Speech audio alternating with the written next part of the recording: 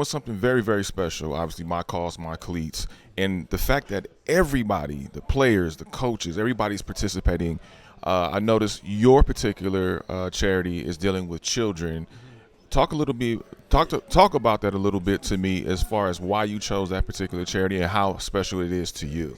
Yeah, I chose my charity just try to find someone out here that was helping with adoption and getting kids into homes and that whole process. And that's special to me because we adopted my two younger brothers. So that really hits home, and just the impact they've had on my life and my family's life and how we've been able to help them out. But I'd say more importantly, they've really changed the outlook of my life, my parents' lives, and just having them as a brother, it's been super special. So to be able to help bring some awareness to that really means a lot to me. Absolutely. Now, I want to rewind the clock a little bit if I can. I got a chance to talk to Junior Adams weeks ago, Yeah. and he told me when I mentioned your name, he was like, "Oh yeah, that's my dog.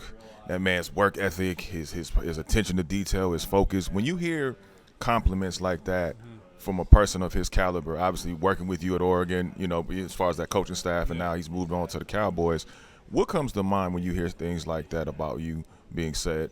Yeah, I really appreciate it. That's what I try to go out there and do every day. Go put that out there.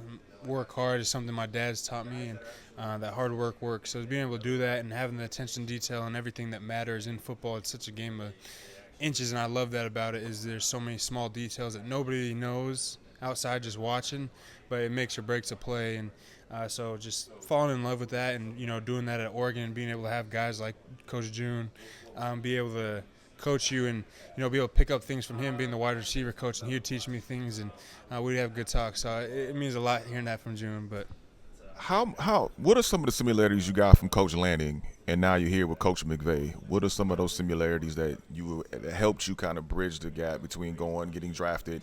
Obviously, you had a successful career at Oregon. Now you're here with the Rams and you're picking things up because I see you out there beasting, man.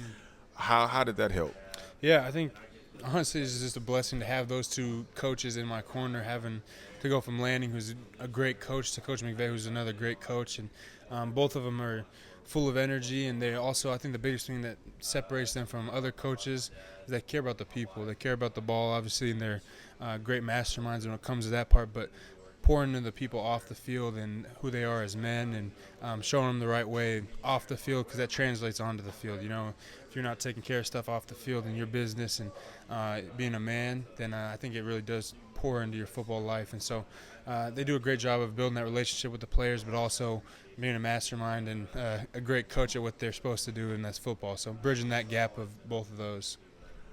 What have you learned the most about yourself thus far this season, coming into a team like this, having a Super Bowl caliber quarterback in Matthew Stafford, and him having confidence in you? How does that help you continue to elevate your play and your game? Yeah, and, it means a lot. Just obviously, one, the trust from him, and him believing in me, and also the coaching staff and all my other teammates. Like you said, there's Super Bowl caliber players and Hall of Fame caliber players, and to be able to share a locker with those guys and be able to learn just the amount of attention and detail they put into the game and what they've been able to learn over the years. And it definitely means a lot to me, and I feel like it's boosted my confidence, having the trust from those guys, and being able to work with those guys every day, day in and day out. So I've learned a lot, honestly, from them, and that's kind of built up my confidence as well, just being able to have the trust from them. Now I recall, man, you guys were a dynamic duo up at Oregon. You and Kenyon Sadiq. You guys were a serious threat. What did you see in Kenyon that made him so special and so elite? And then, have you had a chance to even watch a little bit of his games this season? I know obviously you've been busy doing your thing, but have you been able to get a chance to check him out? Yeah, I definitely, I tune in to any games I can watch, especially my guy Kenyon. Just the growth he's had over the past years of coming in. He's always been a freak athlete, and since the day he stepped on campus, he's probably the most athletic person on the field at a time, and speaks a lot to. There's a lot of great athletes he's playing with, but just the transition he's made from high school to college and learning the game, and taking stuff from all the people ahead of him and waiting his turn. I think, you watch college football nowadays, everyone wants to transfer, everyone wants the money, everyone wants that. Kenyon's waited his turn there. Sat behind me for a couple of years, obviously played a little with some gadget plays his first couple years, and then last year got a little shot at it, and then you see what he's doing now. And so I think just trusting the process, working hard, and he's a freak athlete, and everyone can see that, but just the hard work he's put in out after that. 2 quick ones for me before I let you get on out of here. Dante Moore. There was a lot of talk about Dante Moore. You got a chance to kind of watch him before everybody else got a chance to what we've seen from him this season. What is the one thing that you notice about Dante that everybody is now seeing him play every Saturday under center and being able to lead and guide that Oregon team to where they are now?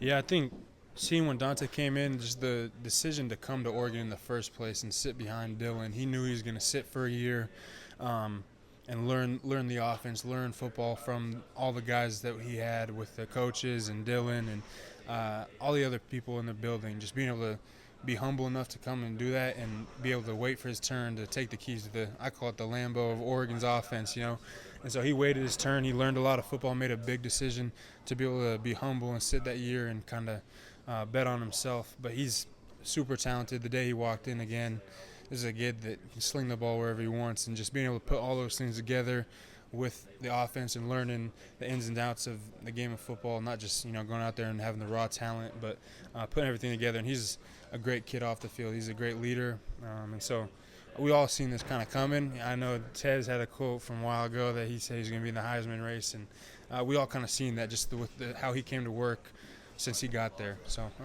wishing him the best. That's my guy for sure.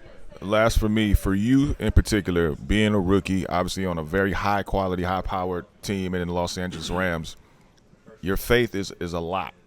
Mm-hmm. You always have been a man of faith. Obviously, married now. Mm-hmm. How are you able to balance the marriage, the family, faith, and then being able to execute on the football field and then having a guy like Tyler Higby in your corner to kind of really, help you out? Yeah, I say it's all blessings first off, but I say putting faith first is always a big thing to me. Making sure my walk with God is always right because everything else follows, and reading the Bible and staying in my word, and that's kind of the playbook to life, I say. So you're in that playbook, and the Bible talks about a lot of stuff that'll make you a better person and put you on the right path. So taking care of that first and foremost, and then I think everything else kind of falls into line.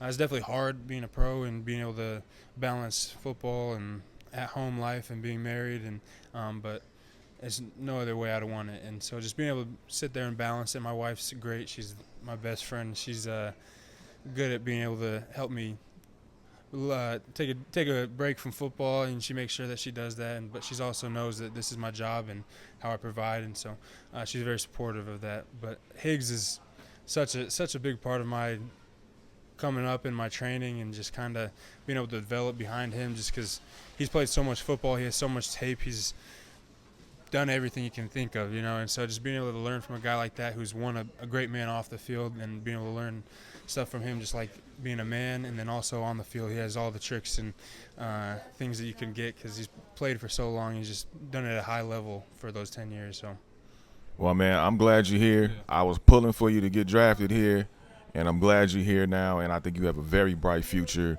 I know you're doing some amazing things week in and week out this season, so continued success. Best to you, man.